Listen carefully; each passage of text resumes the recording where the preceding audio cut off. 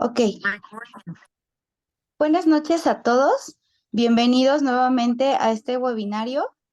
Les voy a hacer lectura de nuestras normas de convivencia que ya se las hice llegar por medio de WhatsApp, pero estos compromisos son muy importantes para optimizar el tiempo y aprovechar el contenido del webinario. Entonces, bueno, ya la mayoría de ustedes ya tiene descargada la aplicación de Zoom. Les recordamos que verifiquen que su micrófono y cámara estén apagados durante el webinario, a menos que se requiera de su participación. Ya la maestra Leslie les estará indicando cuando puedan prender su cámara o su micrófono. En caso de querer tomar la palabra, por favor, eh, solicítenla por medio del chat para que se les dé la apertura para poder abrir su micrófono. Les pedimos que por favor se dirijan con respeto hacia nuestra ponente, la maestra Leslie Lerma, así como a sus compañeros. Para responder alguna pregunta o ejercicio que les indique la maestra Leslie, pueden solicitar la palabra a través del chat y esperar la autorización del moderador para que ustedes puedan abrir su micrófono. Van a haber preguntas que ustedes van a poder escribir la respuesta en el chat y enviarla de manera inmediata. Les recomiendo que puedan tener su calculador o su cuaderno en caso de que tengamos que hacer algunos ejercicios que requieran operaciones matemáticas, y es muy importante que el no cumplir con alguna de estas normas que acabamos de mencionar va a ser motivo de baja del webinario. Entonces, voy a continuar con presentar a nuestra ponente del día de hoy, que es la maestra Leslie Danae Lerma Narváez. Les platico un poco de su trayectoria. Ella estudió la licenciatura de terapia física, egresada del Centro de Rehabilitación y Educación Especial CRE de Tamaulipas.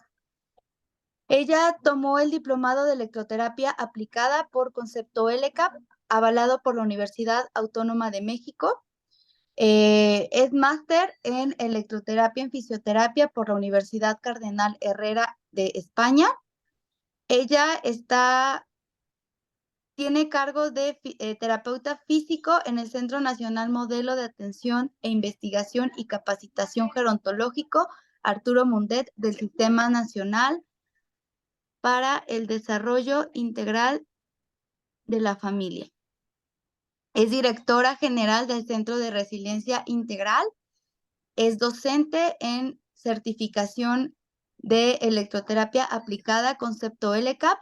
También participa como docente en el diplomado de electroterapia aplicada de Concepto LCAP, avalado por la Universidad Autónoma de México, y también funge labores como docente en la Universidad Anáhuac, Campus Jalapa, Veracruz. Es miembro honorario del Consejo Consultivo Académico de Terapia Física en la Universidad Anáhuac. Bienvenida, maestra Leslie. Espero que todos tengan una muy buena experiencia con este webinario. Si alguno de los participantes o asistentes requieren soporte técnico por alguna falla, pueden escribir por el chat o en el grupo en WhatsApp, en mi número personal, que soy quien les ha estado enviando la información. Te cedo la palabra, Leslie. Mucho éxito el día de hoy. Bienvenidos Muchas, todos. muchas gracias, Alma. Muy bien, pues vamos a empezar con este webinario, que es tratamiento de ciatalgia mediante las corrientes de baja y de media. Les pido por favor que durante todo el webinario, como les dijo la maestra Alma, que puedan apagar su micrófono para pues que no haya interrupciones. Al menos que quieran hacer alguna pregunta puntual, pues bueno, de preferencia por el chat, que lo tengo aquí presente y lo estoy viendo. Muy bien. Vamos a ver un poquito de lo que vamos a ver en el contenido de este webinario. Primero vamos a ver cómo se define rápidamente la ciatalgia. Es un concepto que pues ya lo manejamos, ya hemos tenido pacientes, al menos que sean estudiantes que todavía no hayan tenido práctica clínica. Posteriormente vamos a ver algunos de los síntomas o los síntomas principales, signos que llega a presentar, un caso clínico, y en base a ese caso clínico vamos a diseñar un tratamiento. ¿Vale? O vamos a ver cómo se podemos ir diseñando un tratamiento en base a las corrientes de baja y de media frecuencia. Perfecto. Entonces, primero que nada, ¿qué es la ciatalgia? Es un dolor irradiado hacia la parte posterior de la pierna en la distribución del nervio ciático, que sugiere un compromiso sea mecánico o inflamatorio. Algo irritó a ese nervio, algo causó que ese nervio esté mandando una señal de dolor de manera constante. Puede ser a esta parte de compromiso mecánico, muchísimas las causas, ¿no? En cualquier a lo largo de su trayecto o algún golpe mecánico como tal físico que se dé sobre él puede llegar a irritarlo. Otro nombre también como común con el que se puede conocer la ciatalgia sería ciática. Sale por los pacientes normalmente dicen, ay, es que traigo ciática, es algo como muy común. Eh, también me ha tocado ver que algunos pacientes dicen, ay, es que traigo la asiática con mucho dolor, ¿no? O sea, pero es justo porque pues se confunde esta parte auditiva de asiática con la asiática, ¿no? Entonces, es con algunos pacientes que hagan esto, pues, porque no son profesionales de la salud y no tendrían manera, vaya, de poder saber cuál es el término correcto. Bueno, nos toca a lo mejor hacer esta parte de educación justo los términos más correctos. Ahora, como síntomas principales, el paciente, el primer síntoma que nos va a referir va a ser el dolor. Es un dolor que normalmente se irradia a lo largo de la trayectoria del nervio ciático. Con mayor frecuencia nos va a decir que le duele cerca de los glúteos y casi siempre por debajo del pliegue glúteo, en donde el nervio se hace de manera más superficial. Y la cara posterior de la pierna hasta debajo de la rodilla, ¿sí? Y cuando es debajo de la rodilla, pues dependiendo de en qué, o sea, hacia qué lugar se irradia el dolor, el paciente nos puede llegar a referir dolor, por ejemplo, en la parte externa de la pierna, en la región ligeramente externa y medial del tercio medio, ¿sale? También nos puede llegar a referir que siente como una sensación extraña de entumecimiento y una sensación de debilidad. Aquí la debilidad lo coloco como síntoma justo por esa sensación que puede ser de debilidad. A veces el paciente sí puede realizar o tiene una fuerza muscular normal, pero tiene una sensación de que está débil o a veces también incluso acompañan las dos cosas. Está como síntoma y aparte está después como signo. Ahorita lo vamos a ver más adelante y bien. Ahora, pongo un ejemplo de lo que nos puede llegar a arrojar un paciente cuando nosotros pagamos el dolor. Aquí, en un ejemplo del cuestionario de dolor en español, este cuestionario valora como tal el dolor con distintos adjetivos o con distintas formas de nombrarlo. Por ejemplo, si el paciente no siente aquí que no, o sea, no siente que le pulsa, que sacude o que siente como un latigazo ese dolor, pues no va a subrayar ese ítem o no va a desarrollar, subrayar nada de ese recuadro, pero puede llegar a subrayar lo que él sienta que describe a su dolor. Entonces, por ejemplo, aquí este paciente lo está describiendo como ardiente, nos dice que hay entumecimiento, también lo siente punzante, no siente nada en ninguna de estas formas que sea así su dolor de este recuadro. Y también dice que se irradia, que es muy común en el dolor neuropático. También nos dice que es como una corriente o como un choque o un toque eléctrico. Esto es común que los pacientes lleguen. Y la intensidad la valora como fuerte. Ahora, en otros, esa es la parte como más sensorial. En la parte afectiva, pues bueno, hay un temor horrible, o sea, siente un temor horrible, puede ser incluso hacia el movimiento o hacia el propio dolor. ninguna parte, aquí no refiere a ninguna parte autonómica o vegetativa, o sea, no sienten que se marean ni que les sofoca, no traía nada. A nivel como de castigo lo siente mortificante, lo siente también incapacitante, que le irrita, que angustia y a nivel temporal lo refiere como constante, ¿sale? Va a haber a veces que el paciente diga, no, nada más es intermitente, con ciertas posiciones me da, con otras no. Pero en este caso, bueno, el paciente valoró así. Y esto, bueno, es parte como del ejemplo del caso clínico que vamos a ver más adelante. Ahora, en la escala visual analógica, EVA, también la podemos conocer nosotros, valora el dolor, que es una escala de TEMS, y valora el dolor, si contamos los recuadritos, sería un 8/10. Ahora, me pregunta, dice, ¿el síndrome de glúteos profundos va de la mano con la ciatalgia o son dos patologías diferentes?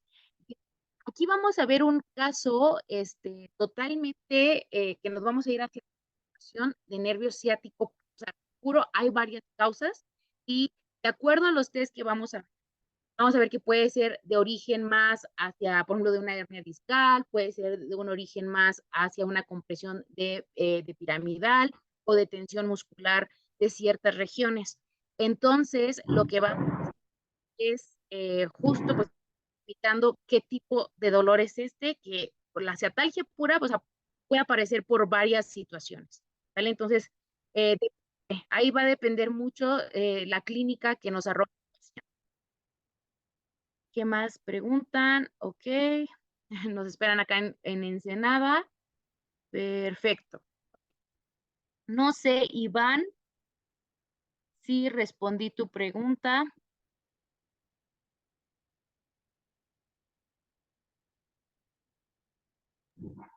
Bueno, ok, perfecto.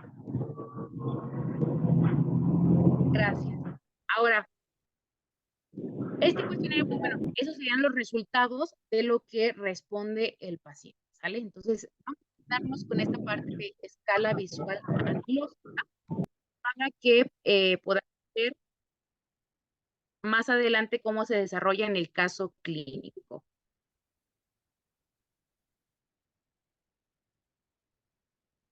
Muy bien. Ah, perdón. Aquí me faltó hacer un zoom en esta región.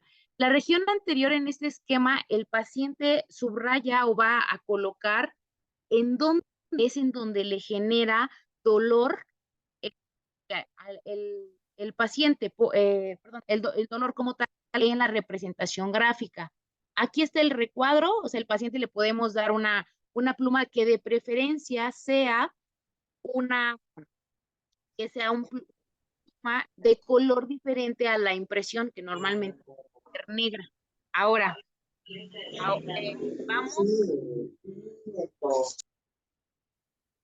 muy bien. Ahora, esta representación gráfica me gusta, o sea, esa escala es una escala muy funcional. Sin embargo, bueno, aquí, por ejemplo, si estuviera presente esta parte de síndrome de glúteos, Iván, aquí estaría. Aquí el paciente me referiría el dolor, probablemente también lo marcaría a nivel de la región de glúteo. Entonces, desde aquí ya nos podemos ir, ya podemos ir como delimitando que probablemente no sea ninguna compresión causada ni por piramidal ni por ninguno de los glúteos ni para ciática, ¿sale? ¿Por qué? Porque si se fijan, nos lo está marcando ya fuera del glúteo o por debajo del glúteo. Me gusta, bueno, les decía, me gusta mucho esta representación gráfica o esta escala. Sin embargo, yo a mis alumnos les digo que de preferencia siempre utilicen este esquema, porque si se fijan, nos da acceso a otras partes del cuerpo a diferencia de la gráfica anterior, o sea, desde las plantas de los pies, las palmas de las manos e incluso pues la región interna del cuerpo y la externa. Entonces, esto es como bastante funcional y aquí el paciente, si le damos estas mismas gráficas, si se fijan, ¿qué pasó? Ya nos, ya nos colocó que hay dolor hacia la parte externa. Esta parte nos la habíamos perdido en el esquema anterior. Sí estaba, pero era como confuso, lo voy a regresar, era como confuso o no se alcanzaba a percibir que realmente fuera de la parte externa de la pierna. Si se fijan, queda como más claro en la otra representación gráfica. Así que, pues sugiero que utilicemos esquemas que facilitan al paciente, estos esquemas gráficos que facilitan al paciente o colocar, son esquemas, me dicen que cómo se llama, son simplemente representaciones gráficas del cuerpo y bueno, aquí está la fuente en donde la pueden encontrar. O incluso, bueno, en parte de la presentación, si le quito las líneas que marqué, pero es que creo que, bueno, si les quito las líneas que marqué, creo que queda una gráfica bastante limpia, ya nada más quitarían estas rayitas, podrían hacer hasta captura de pantalla. Ahora, ¿qué más podemos hacer respecto al dolor? Esta es otra escala que también me gusta, es un poquito más rápida, ¿sí? ¿Por qué? Porque la intensidad de dolor aquí lo pone como intenso, la frecuencia del dolor lo pone continuo, que en la otra aparecía como constante. Aquí nos habla algo más, nos dice consumo de analgésicos, la otra no lo consideraba. Y regular y pocos, la incapacidad nos dice que es moderada y las horas del sueño nos dice que son normales, ¿sale? Entonces aquí no está afectado el sueño en este paciente.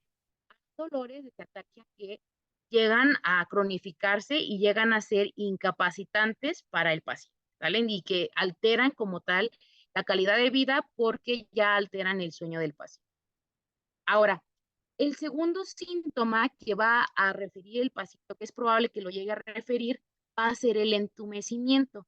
Y justo va a ser el entumecimiento de las regiones que son inervadas por el nervio ciático.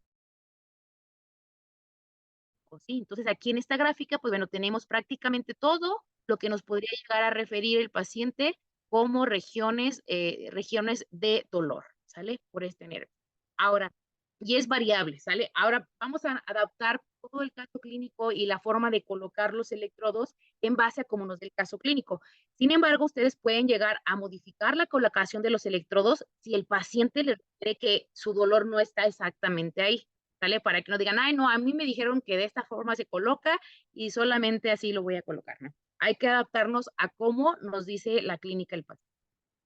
Y bueno, y esta sensación de debilidad normalmente viene acompañada, o sea, de que, pues es que sí puedo subir las escaleras, te dice el paciente, como parte de síntomas, sí puedo subirlas, pero siento como que algo pasa, ¿no? O hay una sensación de que no puedo, que batallo, pero sí lo hago.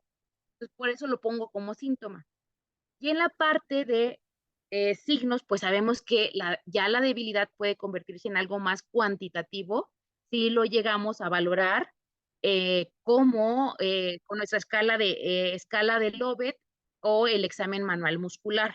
Ahora, cabe mencionar que muchas veces no se puede valorar, cuando hay dolor, no se puede valorar la fuerza muscular al 100%, justo porque el dolor incapacita esta valoración.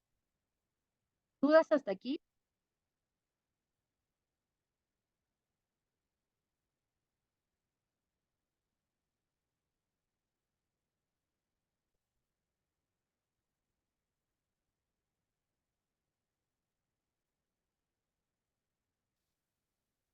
Me preguntan, Hay dos preguntas en el chat, maestra Leslie. La ¿sí? primera pregunta es de Luis Aguilar y pregunta cómo se llama la gráfica. Como tal, a mí me parece como representaciones gráficas del cuerpo humano o sea, para esquematizar el dolor. Y la siguiente pregunta la realiza Iván Enrique Miranda y nos pregunta si podríamos utilizar el mapa nórdico para la valoración en pacientes con dolor lumbar. Creo que sí conozco el cuestionario, creo que yo lo conozco como cuestionario nórdico y también maneja algunas representaciones del cuerpo. Pues sí, yo supongo que sí supongo que sí se puede utilizar, ¿sale? Entonces tendríamos que ver si la escala sí está hecha para dolor neuropático o para poder valorar este tipo de dolor, pero sí, supongo que sí se puede utilizar sin problema. O al menos de representación gráfica, el paciente lo puede llegar a colocar sin problema. ¿Ok? Otra Muy pregunta. bien, por el momento son todas las preguntas. Perfecto. Muchas gracias. Ok, ahora, ¿qué otros signos vamos o qué vamos a buscar en la parte de la exploración física con el paciente? También parte de lo que llegamos nosotros a valorar sería, el primer signo sería, por ejemplo, la Salle o la SEC, dependiendo ahí de la pronunciación. Y ¿en qué consiste? Vamos a ver en qué consiste esta valoración. Con el paciente en decúbito supino. Colocaremos la toma caudal en el calcáneo y en el tendón de Aquiles de la pierna que presenta la sintomatología. La otra mano se colocará en la rodilla para mantener siempre la extensión del miembro inferior. Elevaremos la pierna del paciente hacia la flexión de cadera, de forma que realizaremos una tracción sobre el nervio ciático. En todo momento, la rodilla debe permanecer en extensión.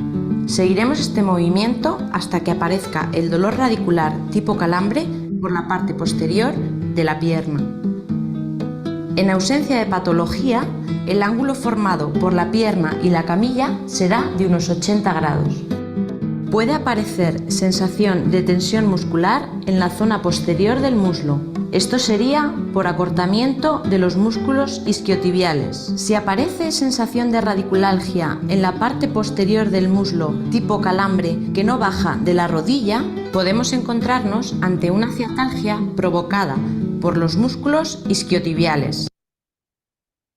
Perfecto. Entonces, bueno, este es el primer signo, ¿sí? Vamos a ver varios que se pueden llegar a presentar en el paciente. Y aquí es importante aclarar que este test puede llegar a arrojarnos diferentes datos clínicos. Si cuando hacemos la flexión de cadera, nosotros en el paciente, si antes de los 35 grados, es decir, de los 0 a los 35, casi nunca va a referir dolor el paciente porque no hay algo que haga tensión neural. Es muy poco probable. Solamente si el paciente a lo mejor tuvo un traumatismo muy fuerte, una caída muy fuerte en donde hubo una hernia, pero muy reciente, o sea, podría llegar a desencadenarse de los 0 a los 35 grados, pero es muy poco probable. Ahora, casi siempre la sintomatología la va a presentar de los 35 a los 70 grados, ¿sí? Y ahí ya nos indicaría ya una tendencia de que, bueno, sí hay datos de radiculopatía. Y por arriba de los 70 grados, pues bueno, ya nos indicaría que esto podría ser más de origen lumbar, alguna compresión a este nivel, o ya de articulación sacroiliaca, ¿sale? Vamos a ver otro de los tests que, bueno, tiene algo de relación. Si te sale positivo la Salle, tenemos que realizar el siguiente test. Para realizar esta prueba, primero haremos el test de la SER hasta que aparezca el dolor radicular en la parte posterior de la pierna. Desde esa posición disminuiremos la flexión de cadera 5 grados y realizaremos flexión dorsal del tobillo. Si esta prueba resulta positiva, nos confirma la existencia de una hernia discal. Entonces, en correlación ahí podrías llegar a que el otro te salga positivo por arriba de los 70 más ya nos podríamos creer que hay alguna hernia discal, aunque necesitaríamos más estudios, no nada más así. Vamos a ver el siguiente. Partimos con el paciente en decúbito supino. Colocamos flexión de 90 grados de rodilla y de cadera. A continuación colocaremos rotación interna y aducción de cadera. De esta forma provocamos el estiramiento del músculo piramidal. El test sería positivo si aparece dolor irradiado en la cara posterior del muslo, sin sobrepasar el hueco popliteo. Esto sería indicativo de una ciatalgia piramidal. Sí, ahí ya sería una cetalgia piramidal o ya más hacia la región glútea. También puede llegar a arrojar algo de datos cuando hay un compromiso a nivel glúteo. Iván, creo que fue el que me hizo la pregunta. Y bueno, y por último, bueno, les coloqué el de las usado. Vamos a ver. Realizamos este test después de haber obtenido un resultado positivo del test de la SER. En este caso, partiremos igual de decúbito supino, pero haremos la flexión de cadera con la pierna asintomática, es decir, en la pierna que tenemos la ciática permanecerá estirada encima de la camilla. Colocaremos nuestra toma en la zona del calcáneo y en la rodilla para mantener la extensión y realizaremos la flexión de cadera. La prueba sería positiva si al realizar este movimiento aparece el dolor radicular en la pierna sintomática, es decir, la pierna que permanece estirada sobre la camilla. Este resultado nos indicaría la posibilidad de que exista una hernia discal medial. Entonces tenemos que ir haciendo el diagnóstico diferencial, si es a nivel glúteo, a nivel si es alguna hernia o si meramente es el recorrido en la parte de nervio ciático ya saliendo de la región glútea. Muy bien, vamos a ver este caso clínico y les voy a pedir por favor a alguien que me quiera apoyar para leerlo. Que abra micrófono.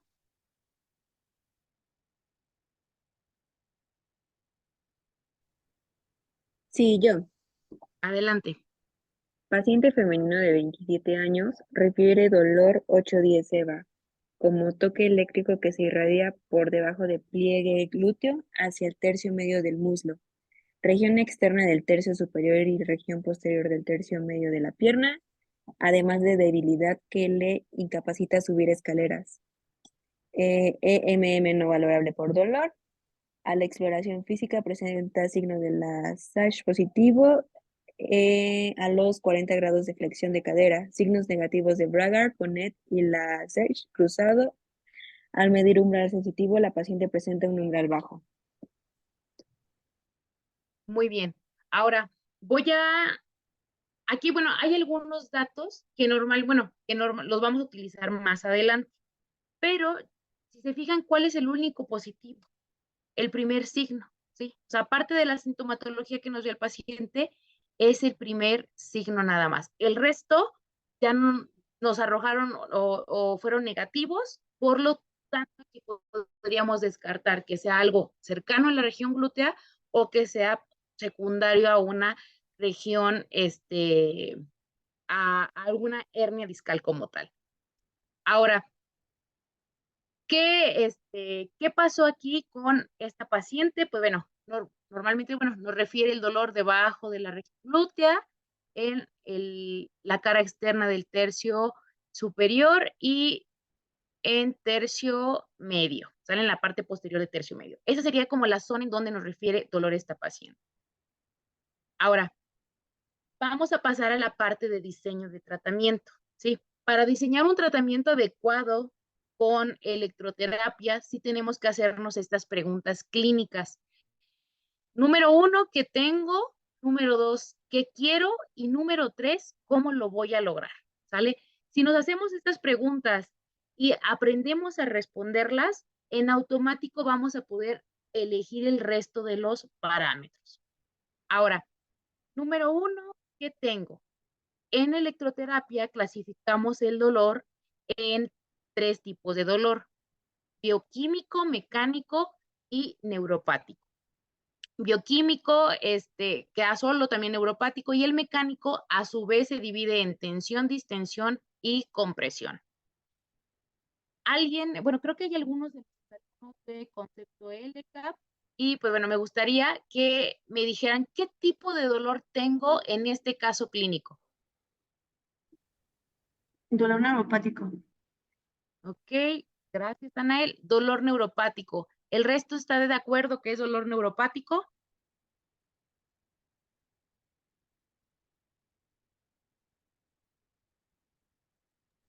Sí, dolor neuropático. Perfecto. Ok, ahora, ¿qué hubiera pasado si mi test de Bonnet este test hubiera salido positivo? Probablemente, aparte del neuropático, ¿qué otro tipo de dolor tendría? Podría ser dolor mecánico por tensión. Exactamente, tendría dolor mecánico también por tensión, pero en este caso no existe ahí dolor mecánico por tensión, solamente tenemos el dolor neuropático, ¿sale? Entonces, ya respondí la primer pregunta que me va a ayudar a elegir el resto de los parámetros. Y a partir de aquí vamos a empezar a llenar todos estos parámetros para saber cómo resolveríamos este caso clínico. Entonces, voy a dejar de compartir un momentito para moverme y para poder estar editando esta gráfica de parámetros. Permítanme y vuelvo a compartir. A ver de esta manera. Y en efecto, ¿qué tengo? Ya tenemos que tenemos dolor neuropático. Muy bien. Vamos con el siguiente parámetro. Bueno, vamos a definir para los que, no son alumnos de concepto LCAP, que están conociendo el concepto. El dolor neuropático justo se origina por presión o pinzamiento de las raíces nerviosas. También puede ser por atrapamiento del nervio en su trayecto o agresión tóxica a las terminaciones nerviosas. También puede ser causado por desmielinizaciones e hipersensibilidad a las terminaciones nerviosas. Entonces, esta es una forma de describir el dolor neuropático. Y pues bueno, cada uno de los dolores que ustedes vieron en la gráfica anterior, es decir, aquí, el dolor bioquímico tiene su propia descripción, el mecánico también, luego mecánico con apellido de tensión también, distensión y compresión. O sea, cada uno los vamos a poder definir. De hecho, tenemos otro webinario en donde hablamos de los tipos de dolor y específicamente sus definiciones. Ahora, segunda pregunta clínica. ¿Qué quiero? ¿Ustedes qué querrían con este paciente? A lo mejor alguien que no tenga, que no sea exalumno de concepto, que me diga cuál sería el objetivo principal de ustedes con su paciente. La reducción de dolor. Ok, me dice Aarón que la reducción de dolor, exactamente. Entonces, permíteme. Ay, creo que lo moví. También me escriben en el chat, a ver, disminuir el dolor y disminuir el dolor. En efecto, Carlos Rodríguez me dice que modular el dolor. Sí, podría ser, son correctos, o sea, son correctos estos abordajes. ¿Cierto? Porque se me está moviendo aquí la pantalla con lo que estoy presentando. Bien. Y en efecto, el que quiero es justo esto. Quiero lograr, mi objetivo de tratamiento va a ser analgesia para dolor neuropático o quitar el dolor como tal. Y el segundo objetivo va a ser tratar el agente causal. Y en este caso, tratar el agente causal sí sería importante, dependiendo de lo que el paciente me haya referido, de qué es lo que causó, ¿vale? En este caso es una paciente joven y en este caso este paciente me o refiere que se lastimó en la parte en el gimnasio haciendo desplantes, ¿sí? Entonces, ¿cuál es el agente causal? Pues bueno, hacer desplantes. Probablemente ahí tendríamos que hacer una corrección de la técnica del ejercicio, el cómo lo esté haciendo, el número de repeticiones, si lo hizo con peso, si lo hizo sin peso, si hizo medio desplante, si hizo desplantes completos, y probablemente ahí haya algo que está causándolo, ¿no? Un error técnico, una sobredosificación de la cantidad o el cómo, también el gesto motor de cómo lo está realizando. Entonces, importante, o sea, aparte de la corriente, tendríamos que tratar, esto es súper importante, tratar el agente causal, porque nosotros podríamos quitarle el dolor, pero si no tratamos el agente causal, pues el paciente va a seguir yendo al gimnasio y se va a volver a lastimar, ¿sale? O va a seguir realizando el mismo gesto o técnica que le causó el dolor. Entonces, sí, vamos allá al resto del webinario a irnos sobre la parte de analgesia para el dolor neuropático, pero esto es como súper importante que se los aclare y que lo consideren, que tenemos que tratar la causa de ese dolor, ¿sale? Ahora, Por último, tendríamos que hacernos la pregunta de cómo lo voy a lograr, ¿sí? Y en ese cómo lo voy a lograr es cuando entran los efectos de la electroterapia. Tenemos varios efectos o varias formas de quitar el dolor neuropático. Entre ellos tenemos, antes el dolor solamente se trataba con electroterapia con estímulos que solamente el paciente llegaba a sentir, ¿sí? Y ahora ya podemos llegar a tratar el dolor con estímulos que aparte causan un tipo de movimiento, ¿sí? No nada más que lo sienta, sino que también causa un estímulo motor. Entonces tenemos dos formas de tratar el dolor neuropático, tanto con un efecto excitomotor o con un efecto excitosensitivo, ¿sale? Alguien que me diga cuáles son esas dos formas para trabajar el dolor. Que me diga, de excitomotor lo podemos trabajar el dolor neuropático con, que me diga con qué, y también el excitosensitivo. De excitomotor se trabajaría con estimulación endorfínica y excitosensitivo acomodación.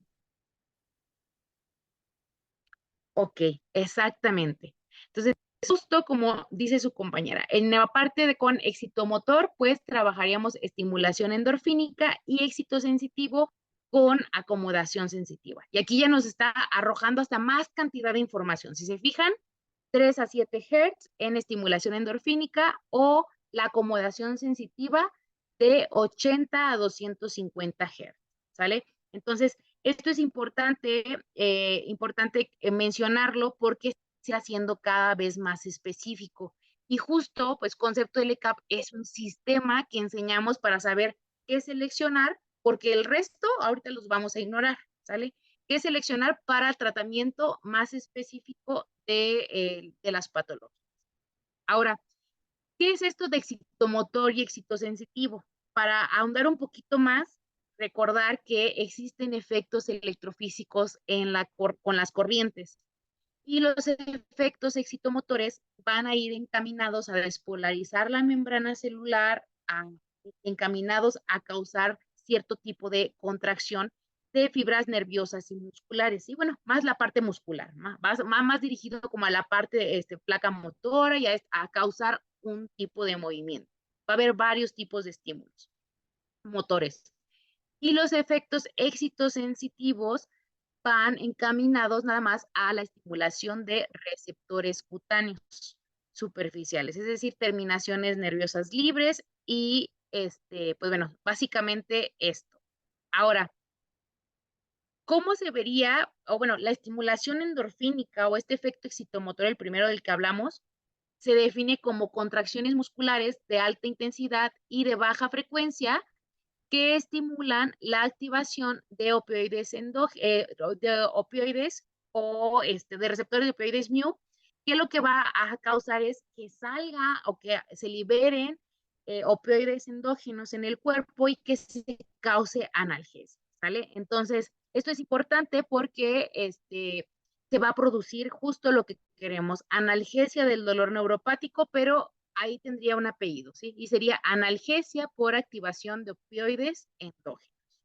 Ahora, si recuerdan, había una forma específica o una frecuencia como tal. La frecuencia iba de 3 a 7 Hz, ¿sí? Y entonces nosotros vamos a estimular o vamos a causar esta analgesia justo en este rango de frecuencias, ¿sí? Y es importante tener bien claro los parámetros del caso clínico para saber cuánto o cómo voy a dosificar a mi paciente. ¿Alguien recuerda de cuánto era el dolor del paciente? ¿Cuánto dijo el paciente que refería el dolor? 8/10. De 8/10. Y entonces, como el paciente me refiere un dolor de 8/10, ¿qué frecuencia de tratamiento le correspondería para quitarle este dolor? ¿Hay algún exalumno? 4. 4 Hz, exactamente. ¿Por qué? Porque vamos a tomar en cuenta cómo valora el paciente el dolor para poder nosotros dosificar y ser más específicos. Y bueno, justo toda la explicación del por qué 4 y no 7 o no 3, justo son temas que ya abordamos en la certificación y ya les damos como el porqué de cada cosa. Ahora, la segunda forma de tratar el dolor neuropático es por medio del efecto excitosensitivo tipo acomodación, ¿sí? Y aquí la acomodación, o sea, aquí les pongo una imagen de más o menos cómo se vería un paciente si le estoy colocando acomodación, y realmente si se fijan es imagen, no es video. ¿Por qué? Porque al ser un estímulo meramente excitosensitivo, solamente lo va a sentir. Por más que yo grabe un video, no voy a ver ningún movimiento y no voy a ver que se causa una contracción o que hay algo ahí. Simplemente voy a ver todo el tratamiento, unos electrodos ahí que están adheridos al paciente, ¿sí? O colocados sobre el paciente. Y la acomodación es justo esta capacidad que tiene el organismo para adaptarse a un estímulo eléctrico elevando su umbral sensitivo, ¿sí? Y aquí el efecto que se va a producir es analgesia por elevación de umbral, ¿sí? Normalmente, si tenemos un dolor, nosotros en la parte inicial tenemos que el umbral, primero está el umbral sensitivo del paciente, es decir, que apenas podría llegar a percibir un estímulo, y por encima está su dolor, ¿sí? Por encima de esa sensación está su dolor. Cuando nosotros colocamos un estímulo eléctrico, lo que hacemos es que lo colocamos nada más para que el paciente lo perciba, es decir, lo sienta. Estamos estimulando la parte de umbral sensitivo. Va a pasar un momento, va a pasar un tiempo determinado y el paciente va a dejar de sentir, porque como es un estímulo que solamente se percibe, pero no es doloroso, no es motor, al ser así, el paciente va a tender a acomodarse. Esto va a hacer que el paciente diga ya no, o ya dejé de sentir la corriente, ya no siento las hormiguitas, como lo llaman, ¿no? Entonces, nosotros, ¿qué tendríamos que hacer? Subir la intensidad y el paciente se vuelve a acomodar. Tenemos que volver a subir la intensidad y así durante todo el tratamiento. Cada vez que subamos la intensidad se va a lograr este efecto de acomodación y por lo tanto el umbral sensitivo se va a ir elevando por encima del dolor. Y esto se va a traducir en que el dolor se suprime, ¿sí? Si el umbral sensitivo inicia en esta parte y queda por encima del dolor, se va a suprimir. Muchas veces no pasa esto, o sea, no es que se suprima siempre cada vez que aplicamos electroterapia. Lo que llega a pasar es que tiene el dolor el paciente, está su umbral sensitivo, empezamos a subir durante todo el tratamiento de la corriente y tal vez queden al mismo nivel, ¿no? En esta parte fisiológica. Y esto se va a traducir no en una supresión, pero sí en una disminución de dolor, ¿sale? Hasta aquí quedan claros estos conceptos. ¿Alguna duda?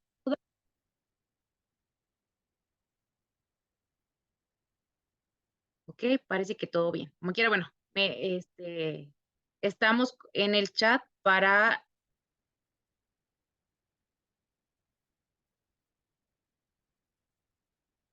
poder responderlas. Bien, entonces, ahora, si se acuerdan, para la acomodación había otros parámetros. Había de 80 a 250 Hz, ¿sí?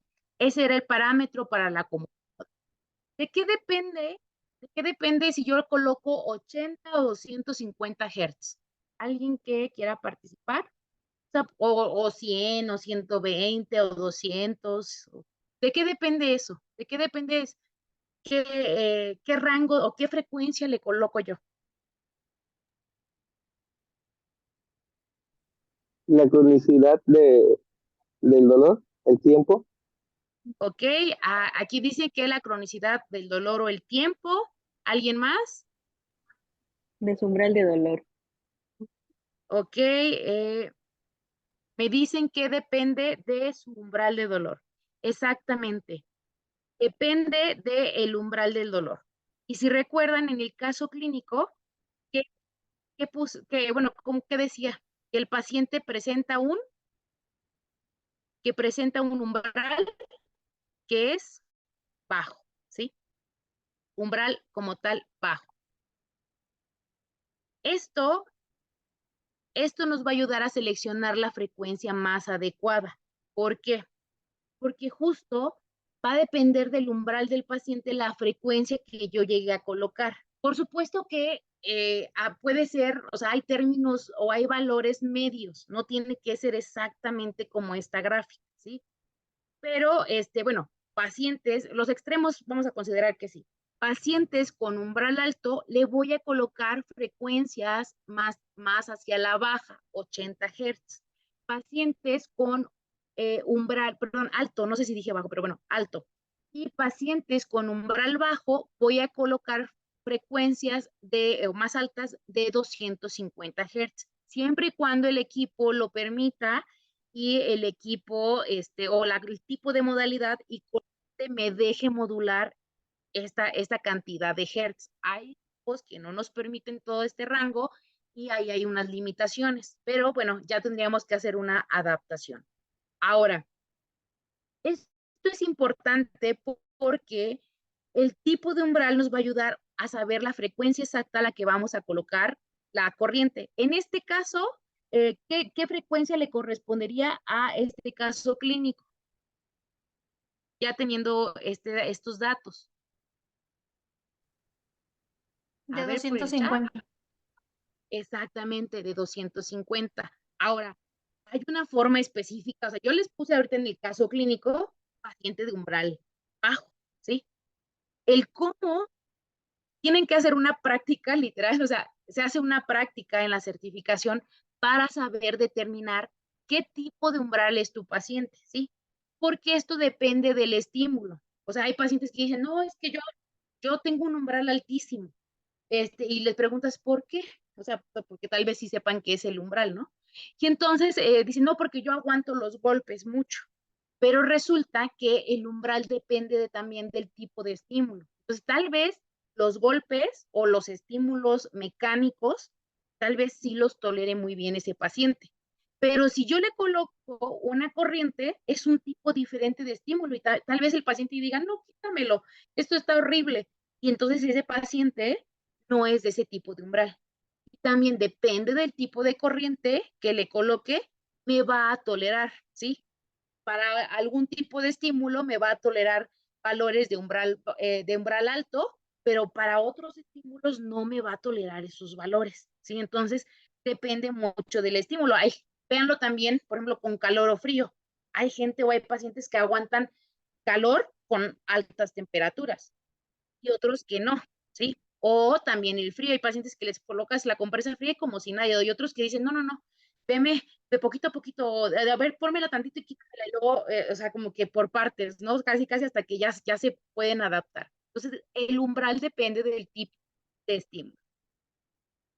Ahora, me pregunta Jacob Perales, dice, ¿el scan de esta frecuencia es fijo? Ahorita vamos a ver más adelante justo esta parte, ¿sale? Si le coloco un scan de frecuencia o si le coloco una frecuencia fija o qué voy a hacer para poder lograr este objetivo terapéutico, ¿sale?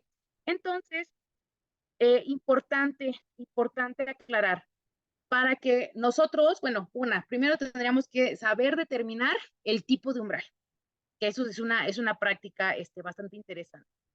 Y ya que determinamos, bueno, en este caso ya se los dije yo, es paciente de umbral bajo.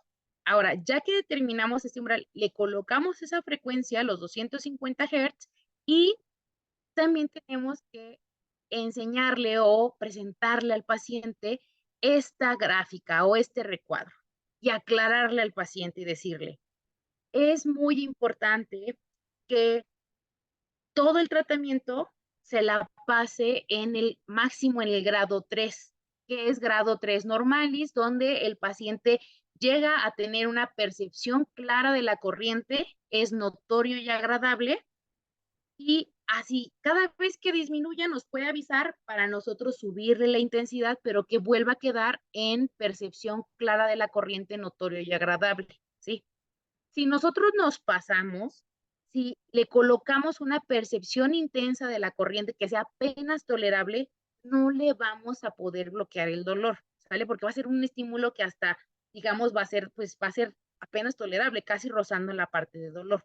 También, si lo colocamos todavía más fuerte, donde ya hay alguna contracción, tampoco vamos a bloquear el dolor, porque lo que queremos estimular son fibras beta. ¿Para qué? Para que inhiban a las fibras C, que son las que conducen el dolor. Si nosotros hacemos una contracción, ya estamos estimulando a las deltas, ya nos estamos yendo de tipo de fibras y no le vamos a quitar el dolor, ¿sale?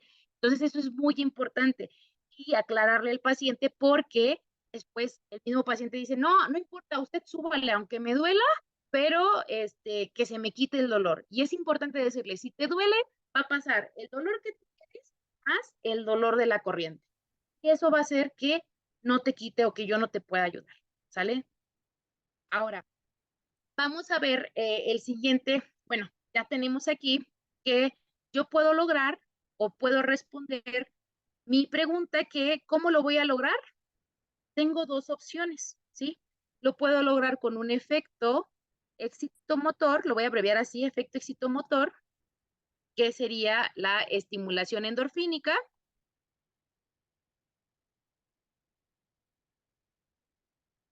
o también lo puedo lograr con un efecto excitosensitivo, voy a abreviar así, por fines prácticos, que sería la acomodación, ¿sí? Con estos dos efectos, o bueno, o pongo uno o pongo el otro. Tengo como dos opciones de tratamiento. Ahora, mi siguiente parámetro, ¿con qué frecuencias lo voy a lograr? Pues va a depender, bueno, mi siguiente parámetro va a depender de cómo yo elija tratar a mi paciente. Si lo decido por frecuencias bajas, es decir, de 3 a 7 Hz, o si lo decido por frecuencias, digamos, un poquito más altas que estas, 80 a 250 Hz, ¿sí? Aclarando que estas dos, en la clasificación de la electroterapia de acuerdo a su frecuencia, estos dos tipos de frecuencia entrarían en baja frecuencia. ¿Por qué? Porque va de 0.1 a 1000 Hz la baja frecuencia. La media va de 1001 a 10000 y la alta va de 10001 hasta el límite de los rayos UV y A, ¿sale? Entonces, esto es importante. O sea, podemos hablar de que, bueno, más, por supuesto, que de 3 hasta 250 Hz entran en frecuencias bajas, pero dentro de estos, nada más considerando los puros bajos, pues 3 a 7 es más bajo que 80 a 250 Hz. Tenemos que ver a qué se hace referencia cuando hablamos de bajas frecuencias. Y ahora, si es una corriente la que decidimos, una corriente de media frecuencia, la frecuencia dosis la vamos a seleccionar también como esta, de 3 a 7 Hz y de 80 a 250 Hz. Esa es la dosis, ¿sale? Esto es solo la dosis, y ya la onda portadora que corresponde, o que todas las corrientes de media frecuencia tienen una onda portadora, esa ya van a ser otros parámetros, ¿sí? Y la media frecuencia en este caso ya entraría en estos valores, pero ese sería en cuanto a onda portadora de acarreo, o como la conozcan. Ahora, mi siguiente parámetro que habla de frecuencia, que es esto de 3 a 7 Hz, pues bueno, los voy a colocar justo aquí. Sí, tengo de 3 a 7 Hz. Bueno, para este caso clínico, además voy a irme colocando los puntos ya como específicos. Dijimos que eran 4 Hz o 4 Hz en caso de ser estimulación endorfínica, o 250 Hz en caso de ser acomodación. ¿Queda claro hasta aquí cómo vamos eligiendo parámetros? Sí. Perfecto. Ahora, voy a darles algunos ejemplos de corrientes analgésicas de baja frecuencia, ¿sí? Tenemos a las diadinámicas, neodiadinámicas, tenemos a TENS, tenemos exponenciales, tenemos farádicas, neofarádicas, Travers, alto voltaje, ondas H y corrientes Ledoux. Todas estas entran dentro de la baja frecuencia, ¿sí? Pero tendríamos que seleccionar cuáles son las más adecuadas para mi paciente. Ahora les voy a poner ejemplos. Antes de pasar a lo siguiente, les voy a poner ejemplos de corrientes de media frecuencia, ¿sí?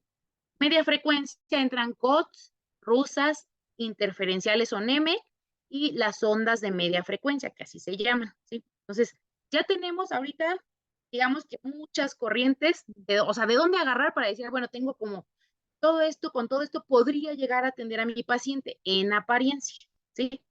¿Por qué? Porque todas estas entran entre baja y media frecuencia. Ahora vamos a tener que ir seleccionando qué modalidades sí me podrían llegar a ayudar de acuerdo a mis objetivos terapéuticos.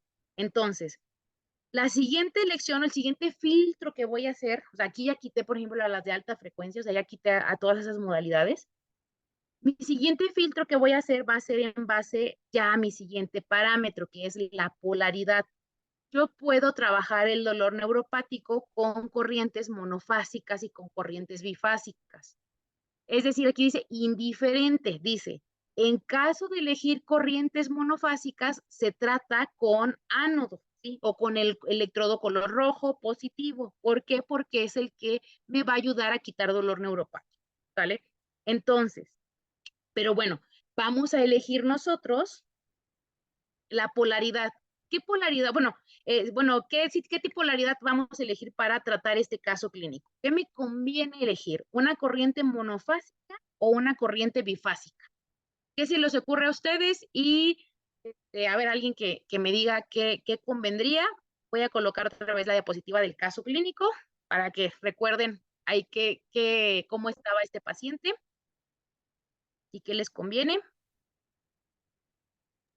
Bifásica, ¿Ok? ¿Por qué bifásica, Irving? porque el área de tratamiento es amplia y no solamente nos vamos a enfocar en puntos específicos.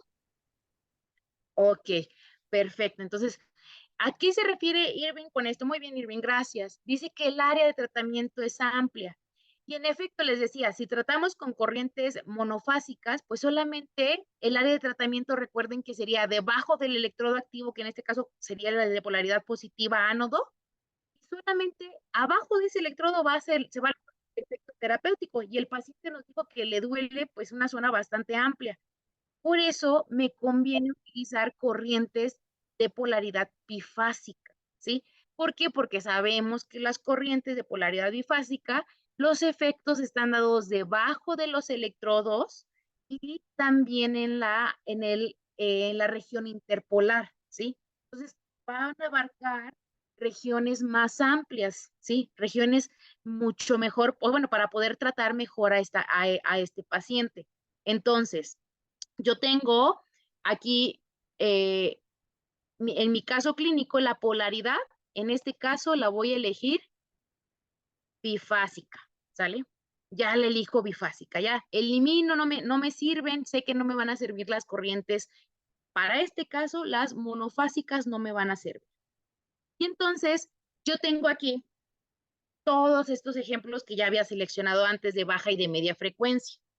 Pero, entonces ahora lo que me conviene es elegir solamente las corrientes que sean bifásicas. En este caso, dinámicas y neodinámicas son monofásicas, las quito. Exponenciales son monofásicas, neofarádicas, monofásicas, alto voltaje y driver monofásicas. Todo esto lo aprenden en la certificación. O digo, no sé, a lo mejor van a decir de qué está hablando, cómo sabe cuáles son. Estos son justo conocimientos que se aprenden en la certificación. Corrientes de Leduc también son monofásicas.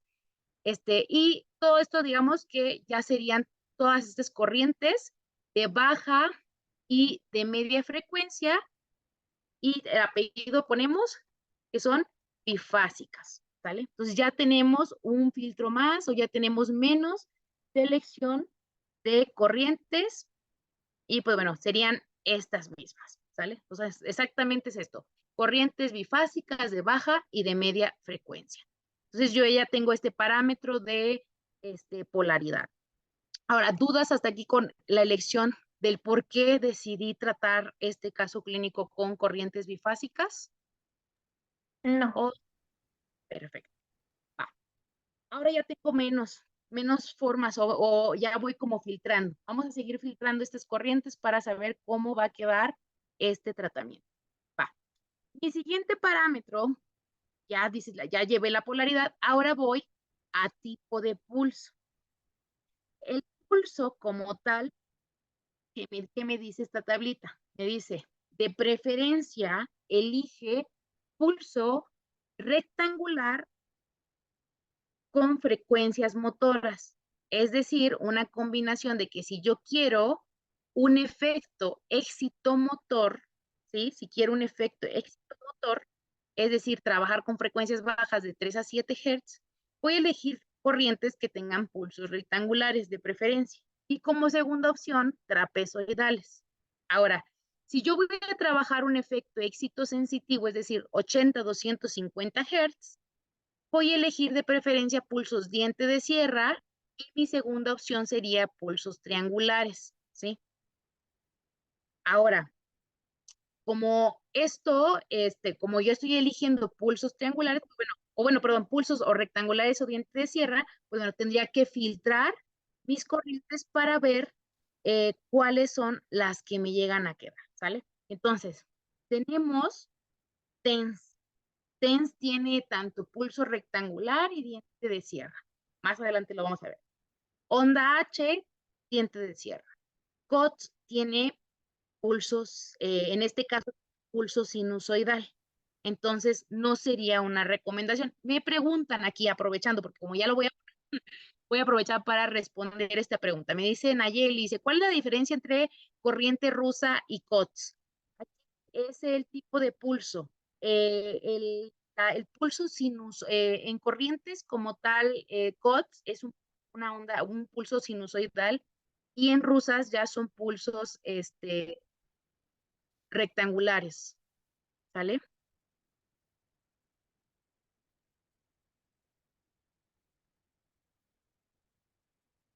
Ahora, bueno, entonces estas dos corrientes justo, pues bueno, no serían como las más adecuadas y no me servirían, ¿sí? ¿Por qué? Porque, bueno, no cumplen con estos requisitos, ¿vale?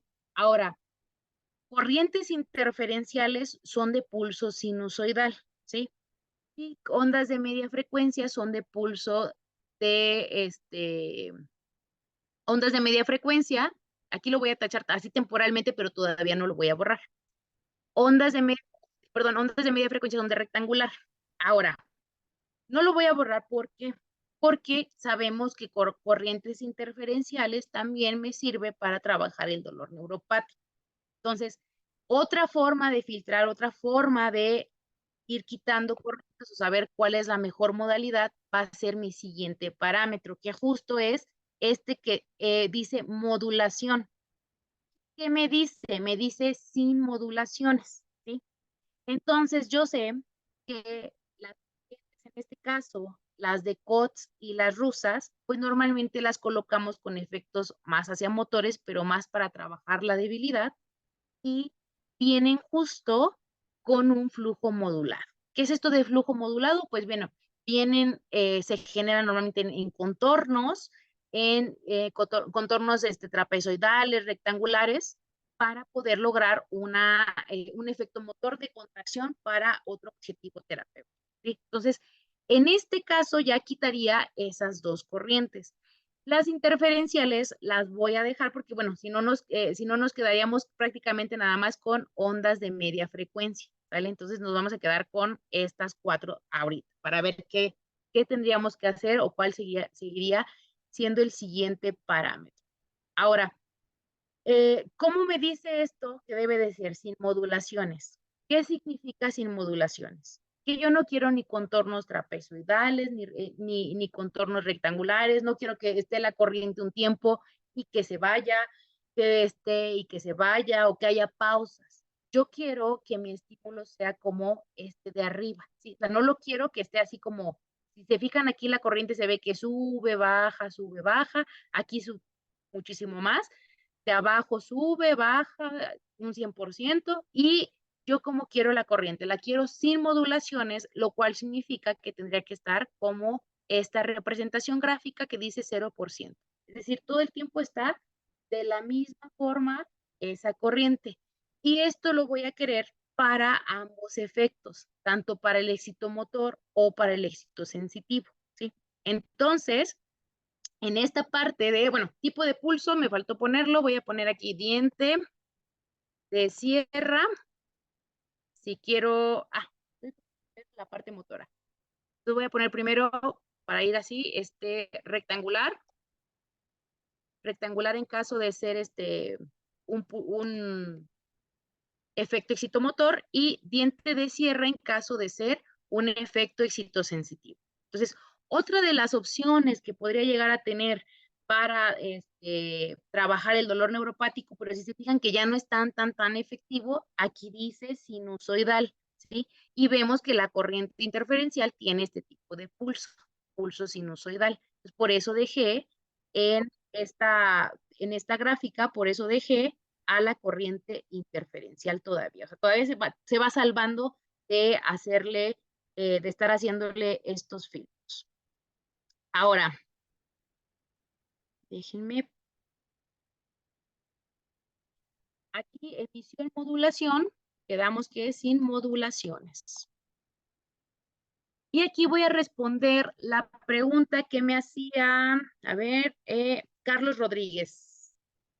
Ay, no es cierto, no, Carlos Rodríguez, ahorita lo veo, esa no la había visto. Aquí dice, Jacob Perales dice, pregunta, ¿el scan de esta frecuencia es fijo? Y aquí sería justo, como es sin modulaciones, solamente sería frecuencia de 250 Hz o de 4. No voy a colocar un scan de frecuencias, o sea, no voy a colocar una variación de 80 a 250 o 150 a 250, no voy a colocar una variación de frecuencias, ¿sí? No sé si aquí respondo esta pregunta, Jacob, o si te refieres a otra cosa. Y a ver qué me dice Carlos. Ok, bueno, ahorita vamos a esto, Carlos. A esta parte. ¿Dudas hasta aquí, chicos?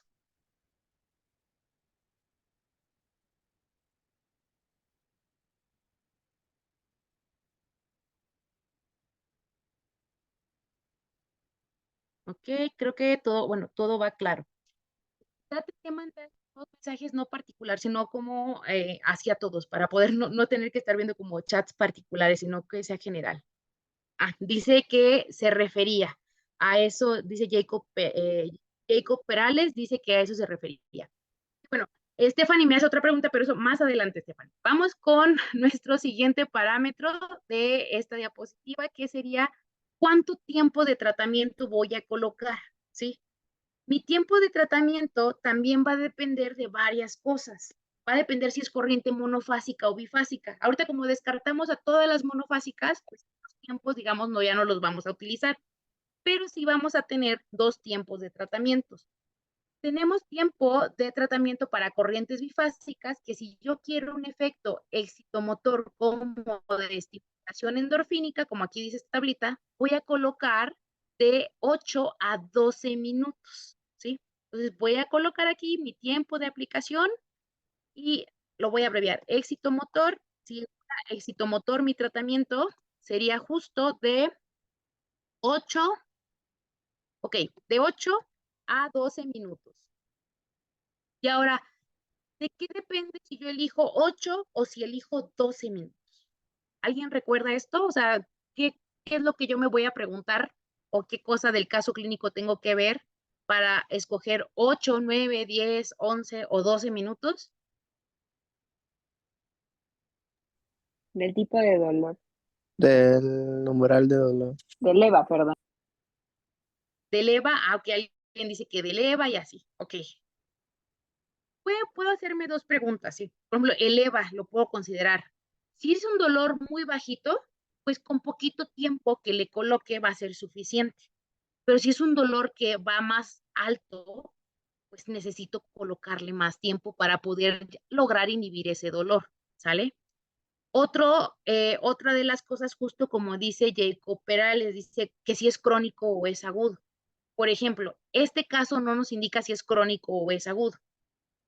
Si es un dolor 8/10 y yo nada más me baso en el EVA, 8/10 es un dolor bastante alto, ¿sí? Entonces me voy a ir más pegada hacia los 12 minutos. O sea, igual puedo elegir 11 o sí, 11 minutos, ¿sí? O sea, no necesariamente los 12, porque no está en un dolor 10 de 10, ¿sí?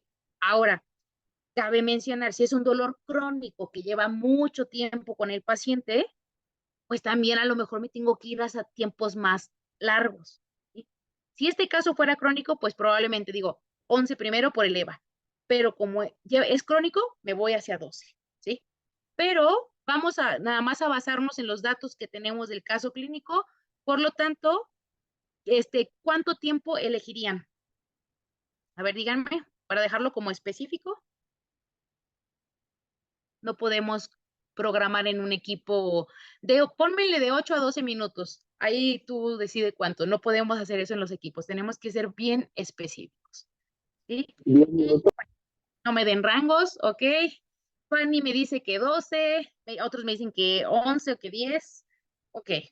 Voy a dejarlo ahorita, como no es un dolor 10 de 10, sí me voy a ir a un rango de 11 minutos, ¿sí? También puede haber medias, también puedo decir, bueno, yo le pongo 11 minutos y medio, y es correcto, ¿sí? Y ahí va a haber una ligera variación en nuestras decisiones clínicas o las decisiones que tomemos. Entonces, si es éxito motor, 11 minutos.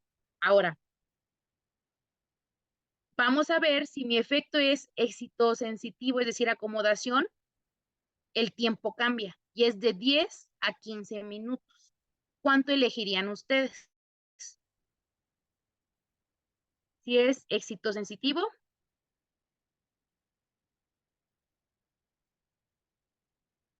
lo voy a abreviar así por espacio que tenemos y ya me empiezan a responder aquí por el chat. Me dicen que 10 minutos, alguien más que 11. A ver, vamos a ver si es un efecto éxito sensitivo, cambia el valor, ¿eh? Cambia el valor y es de 10 a 15 minutos. El caso clínico sigue siendo el mismo. El caso clínico, el paciente me sigue valorando el dolor en 8 sobre 10. ¿Sí? Es un dolor. Ok, alguien me dice 13, 13, 14, 13. De Creo que, 13. ok, ya me dicen que de 13 y de 14. Hay varias respuestas aquí. Aquí van a ser decisiones que ustedes tomen. Creo que ganó 14 minutos en general de tratamiento. ¿Sí? También puede haber valores medios, 14 y medio, 13 y medio. Esto no es como algo tan, tan específico. Va.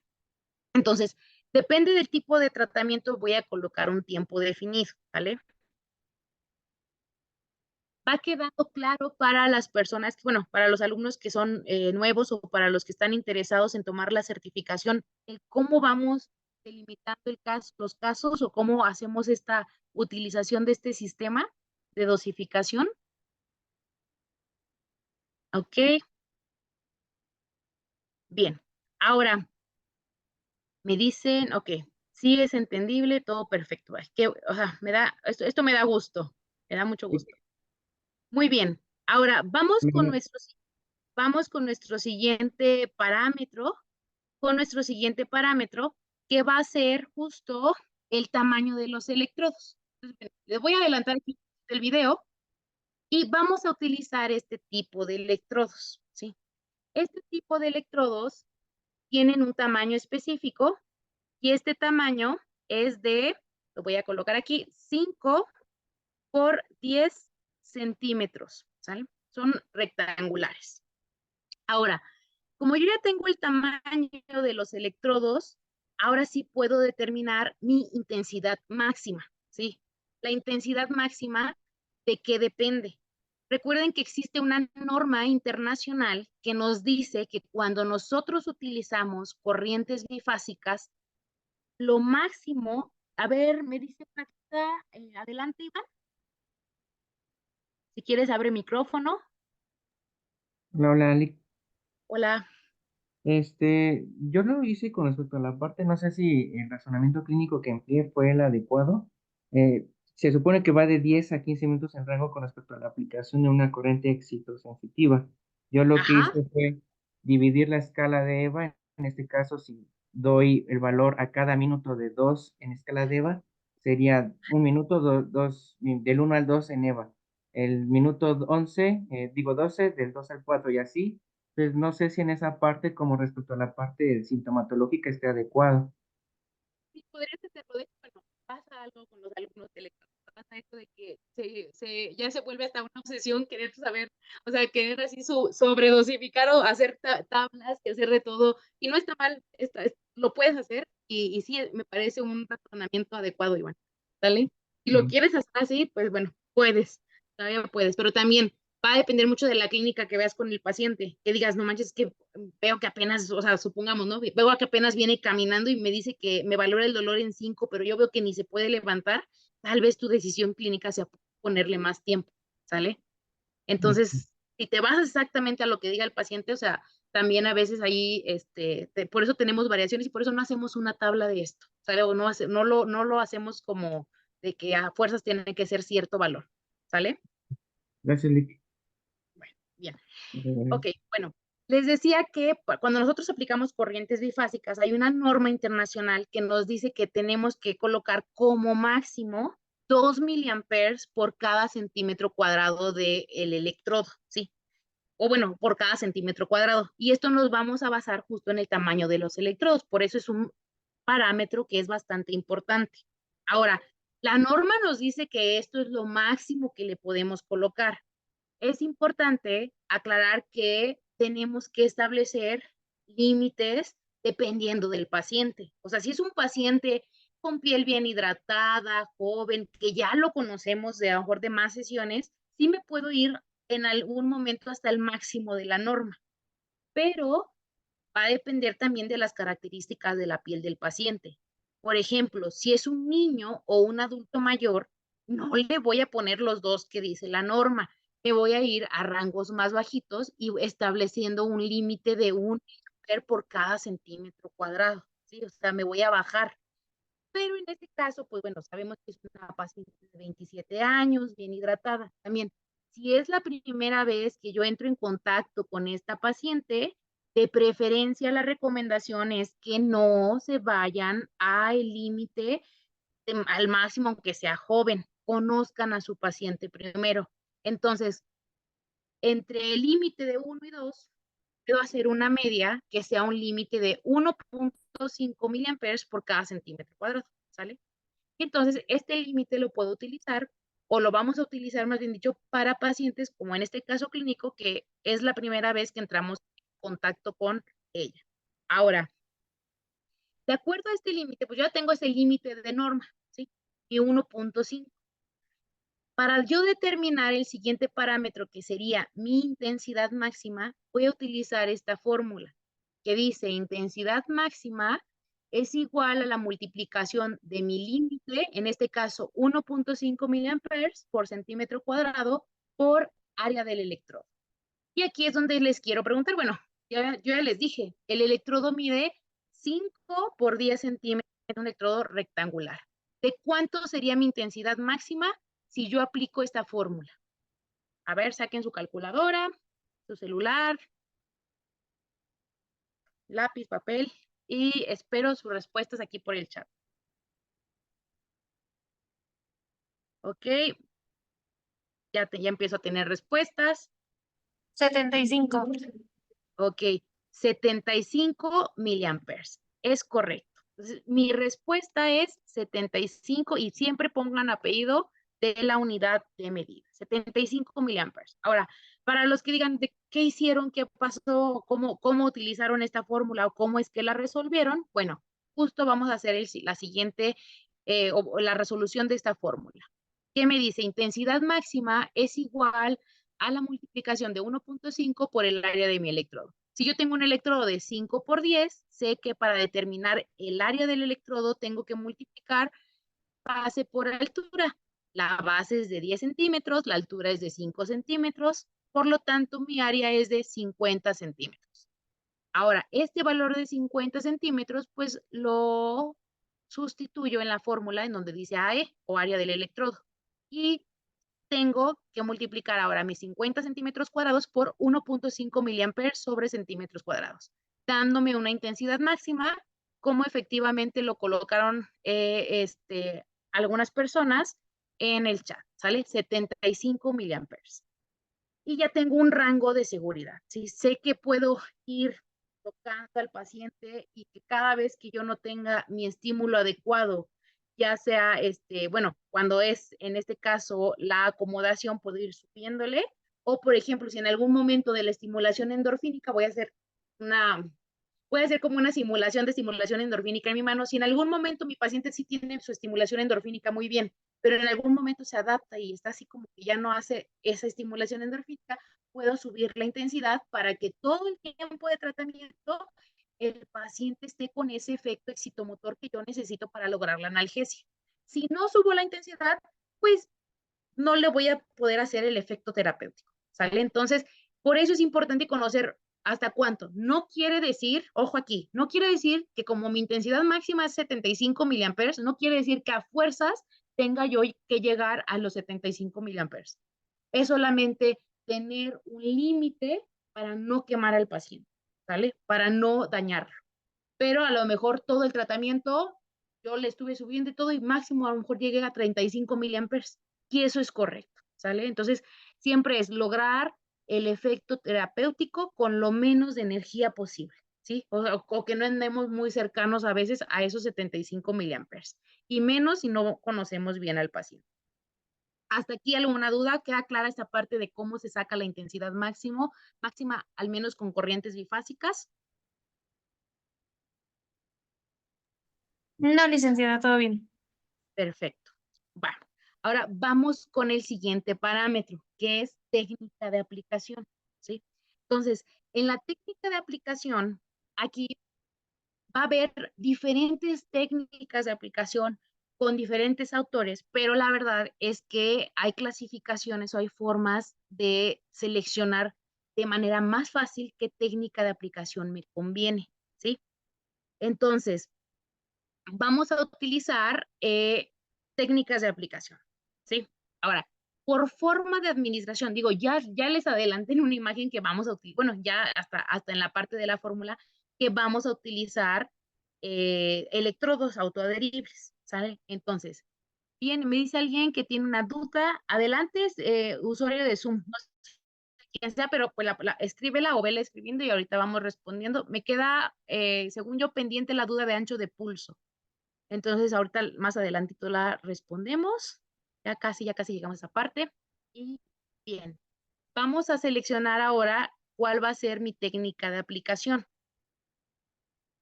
Me dice, ok. Me dice, no me quedó claro cómo escogimos el tamaño del electrodo. Aquí la recomendación es que ustedes tengan electrodos de todos los tamaños posibles porque nosotros nos tenemos que adaptar a el área de tratamiento.